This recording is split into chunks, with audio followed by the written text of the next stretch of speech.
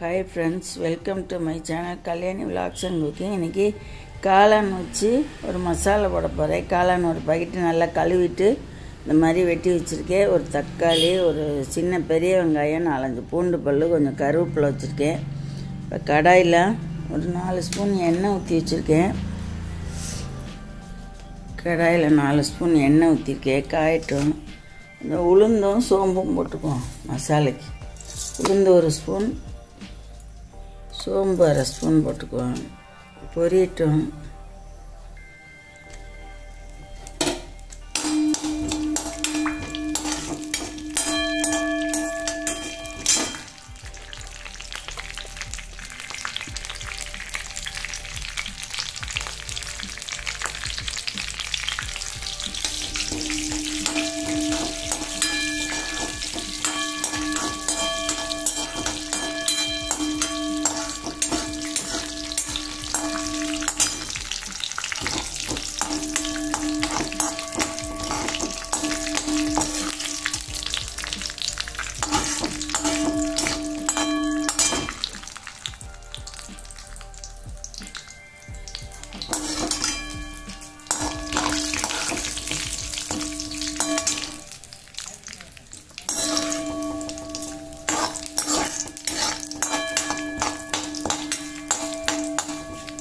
கொஞ்சம் உளுந்து சவந்துருச்சு.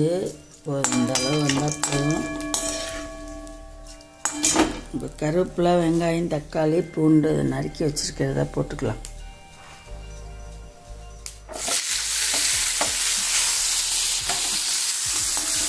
தேவையான உப்பு போட்டுக்கலாம். தக்காளி உடஞ்சிடும். தூள் உப்பு போட்டுக்கலாம்.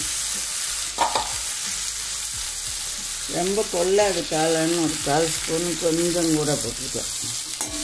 பத்தலைன்னா அப்புறம் போட்டுக்கலாம். நல்லா வதங்கிட்டு காளானையும் போட்டு மிளகாத்தூள் போட்டு சிம்மில் வேக வச்சுக்கலாம். இந்த காளான் ஒரு பாக்கெட் வெட்டி வச்சுருக்கேன், அதையும் போட்டுக்கலாம்.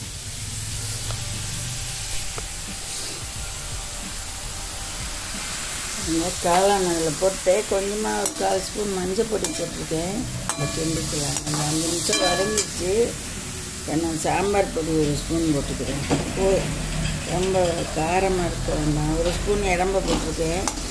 கிண்டிட்டு நல்லா மசாலா நல்லா சீக்கிரம் வெந்துடும் 5 நிமிஷத்தில். அதனால தனியாக வச்சுக்கோங்க.